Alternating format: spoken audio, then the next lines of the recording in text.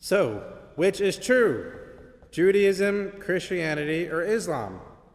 Maybe none of them are true, right? That's possible. It could be that none of them are true, up to this point anyway, based on the evidence, right? But we know they have theism to true, but maybe nothing else is true in those religions. But if God existed, right, and wanted to tell us which one is true, he could maybe do something about it in the form of possible miracles. But first we have to think about, are miracles possible?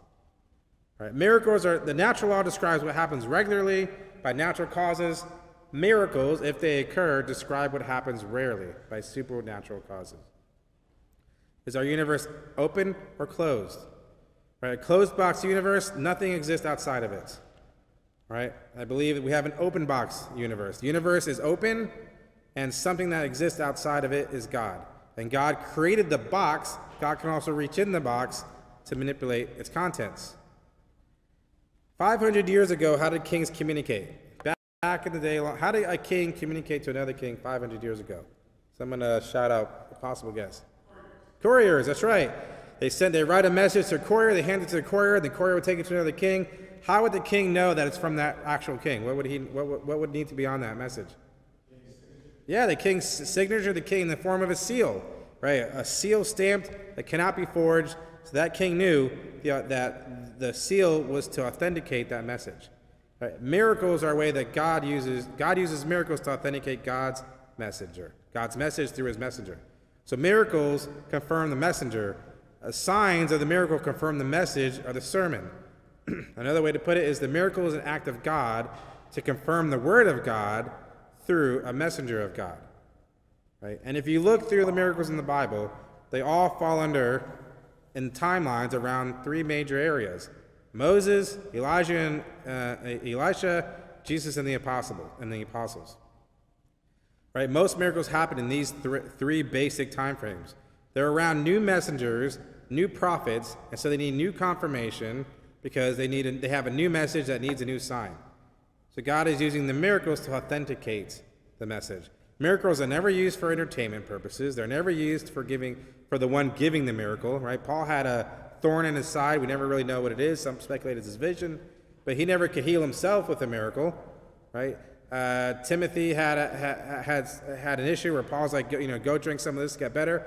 They couldn't do miracles, constantly to heal each other because the miracles are specifically used to authenticate the messenger and authenticate the message. Now, we're not talking about if miracles happen today. That's a whole different topic, right? We believe that miracles do happen today, but that's not what we're referencing here. We're specifically talking about miracles in the Bible. What was their purpose? Right? And then people typically will disbelieve miracles. Right? They'll say, you know what, Noah's Ark, that can't be, that didn't happen. That couldn't have happened. Yet, if you look at the geological evidence around the globe, a worldwide flood easily answers the weird things that you find, like animals fossilized high up in the mountains in a cave. Like, there's no way they could have gotten there. There's so many little things like that kind of show that it did happen. There's evidence for it. But that's one miracle that's strongly disbelieved. Resurrections, right? We never see people come to life. There's never resurrections, so like, that couldn't have happened, Jesus coming to life. If it happened all the time, it wouldn't have been special. If every once in a while someone rose from the dead, then Jesus coming from the dead wouldn't have been a big deal, right? Miracles by nature are rare. Or Jonah and the whale. People are like, that's preposterous, right? Jonah and being swallowed by a whale. It's interesting. I just saw an article this month, about 6 days ago. Guy up in Provincetown got swallowed by a humpback whale whole. He was picking up lobsters in the bottom of the ocean. And if you look it up, man swallowed by whale, you'll find it because it's the most recent.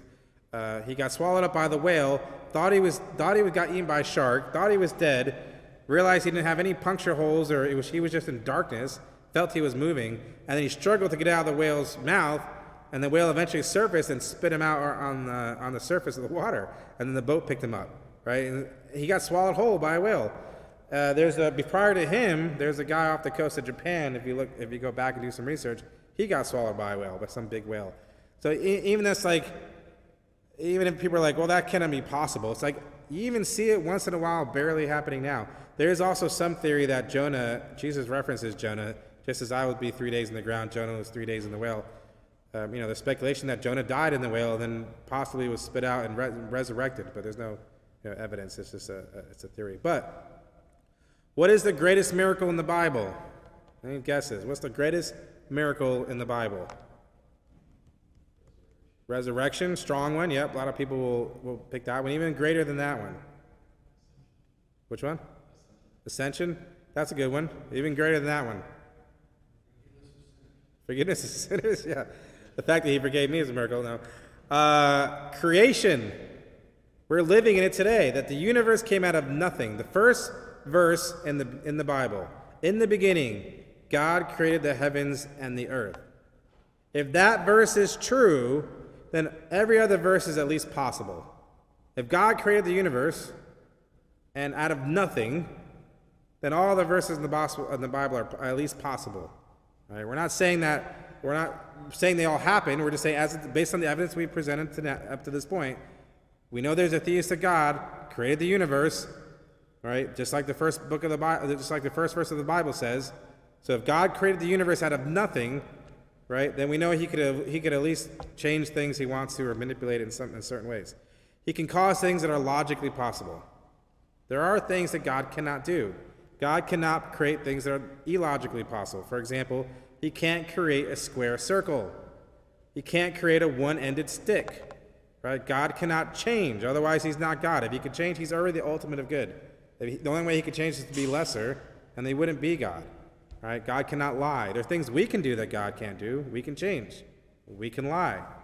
Right? But God created the universe, and it's possible that that all the other verses then are true. The Hume Argument, some of you might be familiar with a philosopher back in the day, right? He has an argument that a lot of atheists will use against miracles. His argument goes like this: natural law is a description of regular occurrence. And we can all agree on that. That means if I take this bottle cap and I drop it, it drops to the ground. I pick it up, I drop it. Every time I drop it, I drop all kinds of things. They all drop to the floor. Natural causing, a regular occurrence. It's a natural law. Eventually I call it gravity. Right? It's a natural occurrence that happens on a regular basis. A miracle, by definition, is a rare occurrence. If it wasn't rare, it wouldn't be a miracle. It would be a natural phenomenon, but it wouldn't be a miracle. Right? Jesus rising from the dead wouldn't be a miracle. It's a rare occurrence. It happens once. The evidence for the regular, so his next premise is that the evidence for the regular is always greater than for the rare. A wise man always bases his belief on the greater evidence. Therefore, a wise man should never believe in miracles. And that's the Hume argument, right? Saying natural law is a regular occurrence. Miracles, by definition, are a rare occurrence, and there's more evidence regular than the rare, and a wise man should believe the greater than the lesser evidence. There's a flaw in his argument that debunks the whole thing. Anyone want to take a guess at what number might be the flaw in the argument? Right, one of these premises, 2 through 5, is a flawed. Number 2 is what? I feel like a miracle is not just a rare occurrence. It would be something outside the natural law. Yeah, you could have several miracles, but I guess the miracle itself would be rare. It doesn't happen, right? Any other guesses? 4, wise man. That's true. I mean, I guess you define wise, but right. Any one more? 3. Yeah, 3. The evidence for the regular is always greater than the rare. That is a false statement, and I'll show you that. So the fact that it's a false statement debunks the whole argument. So anyone that uses the Hume argument on you, right, I know that his statement is completely false. There's other reasons for his argument to be false. The evidence for the regular is not always greater than for the rare, right? And we can show it through Hume's worldview at the time. If his argument was correct, right, then the Big Bang would not exist. It's not based on a regular event. It happened one time, right? It's not a regular, natural, a natural occurrence, right? The origin of life, right, does not occur regularly, but yet we know it exists. We're all here, but none of us was there. We just know that it happened, and it happened once. Right? Macroevolution, if it was true, cannot be repeated. So why do they believe in macroevolution if they're saying that only the regular occurrence is what you should believe in, and not the thing. And they can't even show proof of that, yet they believe in it. The entire history of the earth cannot be repeated. Right? If what you did last week, you remember it, you were there, but that happened one time. So you shouldn't believe in it. Right? That statement that the evidence for regular is always greater than the rare is a false statement. So the whole Hume argument falls apart.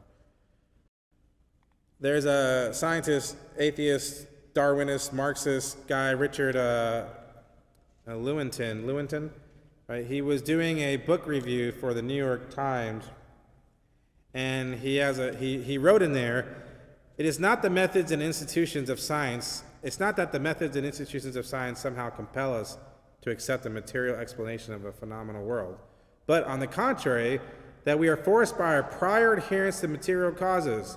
We are forced by the things we already believe in and trying to support, such as evolution, such as not being a god.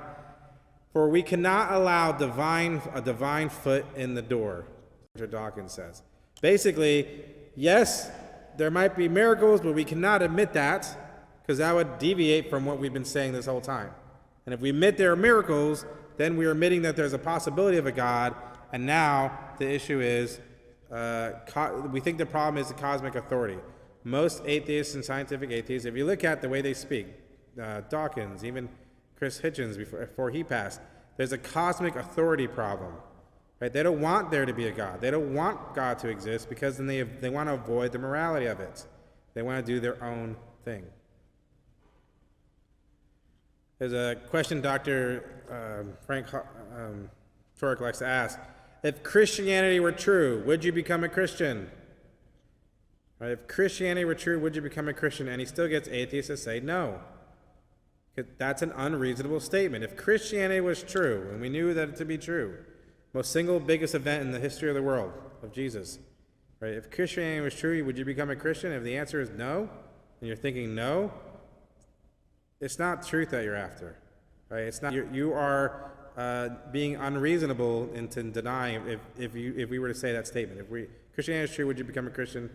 Right? Your answer would be yes if you were a reasonable person. So now that we've shown theistic God exists, the idea is now is like, and again, reference the book, great book. I don't have enough faith to be an atheist.